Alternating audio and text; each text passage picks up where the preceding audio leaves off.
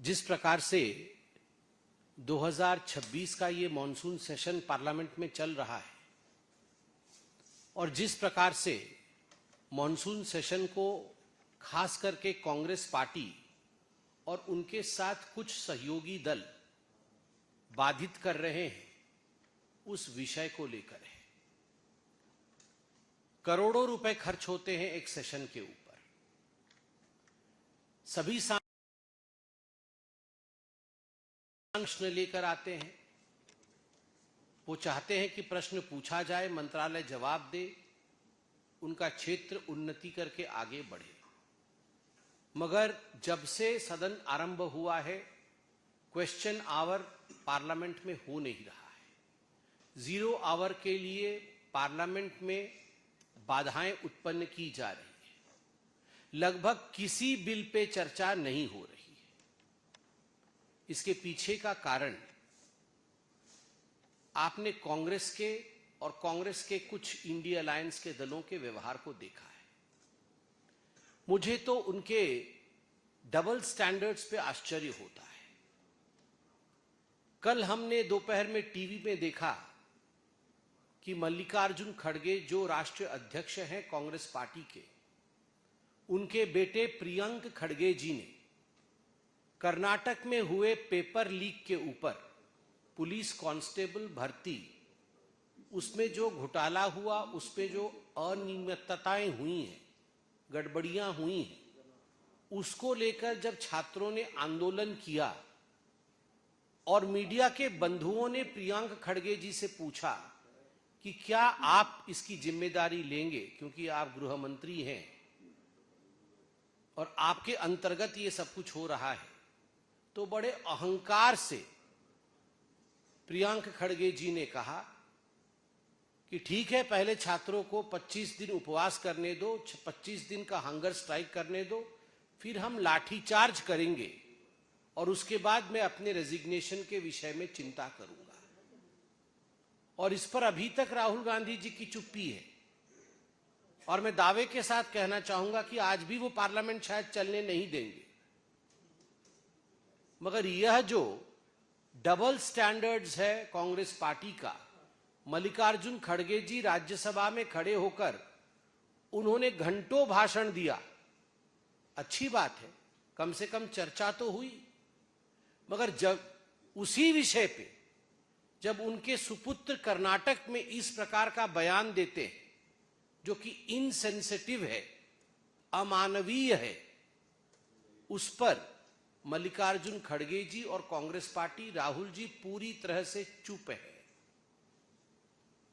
आप देखिए, झारखंड में प्रत्येक दिन सोशल मीडिया के माध्यम से हजारों लाखों छात्र किस प्रकार से आंदोलन में हैं, वो आंदोलन कर रहे हैं, यह हम देख रहे हैं।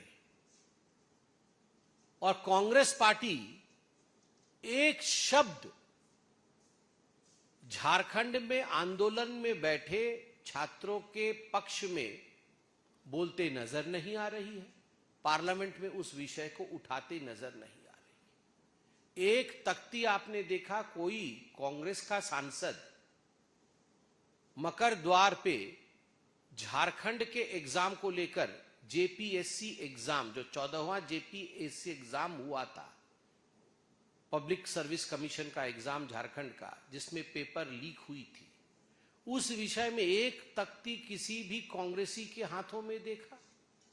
किसी ने नहीं देखा, क्योंकि ये सिलेक्टिव आउटरीच है और इसके पीछे केवल राजनीतिक रोटी सेकने की चेष्टा कांग्रेस पार्टी की।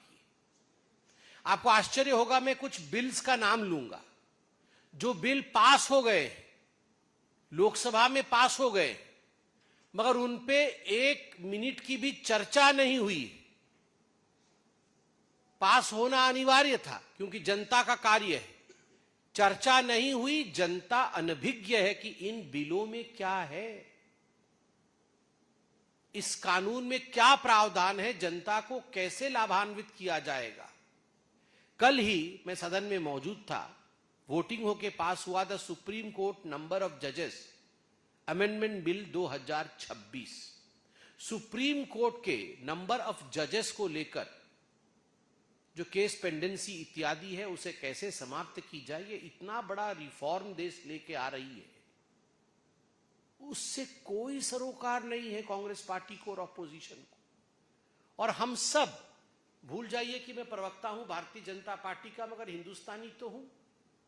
हम सबको यह सोचना चाहिए कि आखिरकार इतने बड़े मसले पर हिंदुस्तान में वार्ता जानी चाहिए कि नहीं, लोगों को यह विषय पता होना चाहिए कि नहीं। Registration of birth and death amendment bill 2026, कितने दिनों के अंदर बर्थ और डेथ रजिस्ट्रेशन होना चाहिए, अगर नहीं होगा तो उसका परिणाम क्या होगा।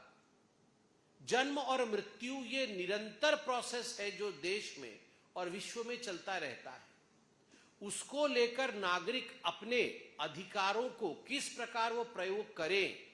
क्या नया कानून आया, एक मिनट की भी चर्चा नहीं होने दी कांग्रेस पार्टी और उनके अनुयायी दलों ने।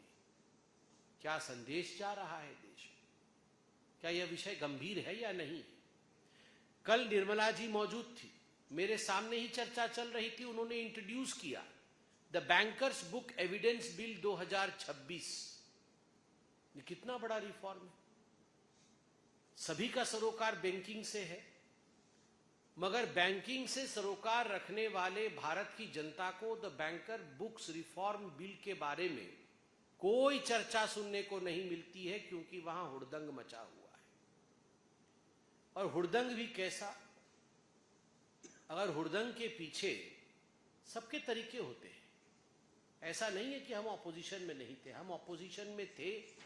हमने भी ऑपोजिशन के नाते जो अपना दायित्व था उसका निर्वहन किया, मगर ऑपोजिशन के नाते पूरे देश के साधु संतों का अपमान करना, साधु के वेश में आना, साधु को चोर दिखाना, श्रावण के महीने में जब हजारों लाखों लोग कावड़ यात्रा में निकले हुए हैं, वैसे में आप साधुओं को चोर के रूप में दिखाना, साधुओं को घसीट घसीट के लेते हुए आप जा रहे हैं, वह भी देश के सबसे बड़े लोकतांत्रिक मंदिर के प्रांगण में। एक साधु को घसीटना, साधु को मारने की कोशिश करना, ये गांव गांव तक क्या खबर पहुंचाती है? कहीं ना कहीं ये अंतर मन के अंदर गांव में ये खबर पहुंचाती है कि सारे साधु चोर हैं। जो ऐसे कपड़े पहनते हैं वो चोर हैं, जो चंदन और टीका लगाते हैं, जो त्रिपुंड लगाते हैं वो चोर हैं। चोरों को पकड़ो और उन्हें पीटो। क्या किसी भी धर्म में, यह तो सबका साथ, सबका विश्वास और सबका विकास का देश है, क्या किसी भी धर्म के धर्म गुरु के वेश में आकर इस प्रकार का प्रयोजन पार्लियामेंट के प्रांगण में किया जा सकता था? आप सोचिए, केवल हिंदुस्तान नहीं विश्व जल उठता अगर इस प्रकार से वेश बदल करके किसी और धर्म के धर्म गुरु को घसीटते हुए, पीटते हुए चोरों के रूप में दिखाया जाता। मगर आपने हिंदू धर्म का जो अपमान किया पार्लियामेंट के प्रांगण में, यह अक्षम्य है। समय बताएगा, रण अभी शेष है, समय बताएगा कि इसका नतीजा क्या होगा। मैं सिर्फ आज इतना ही कहना चाहता हूं, चाहे मल्लिकार्जुन खड़गे के अहंकार के बोल हो, चाहे झारखंड के छात्रों की अनसुनी आवाज हो और उसको सिलेक्टिव रूप से ऑपोजिशन उठा रही हो, चाहे बिल्स पे कोई डिस्कशन नहीं होना, पार्लियामेंट में करोड़ों रुपए खर्च होने के बावजूद पार्लियामेंट को बंद रखना, या साधु संतों का अपमान हो, ये कहीं न कहीं हिंदुस्तान की वो दास्तां है जो सारे जनरेशन्स के लोग देख रहे हैं और सोच रहे हैं। और मैं आज बहुत विनम्रता के साथ कहता हूं, इसे गंभीरता से सोचिएगा और गंभीरता से इस पर विचार करिए।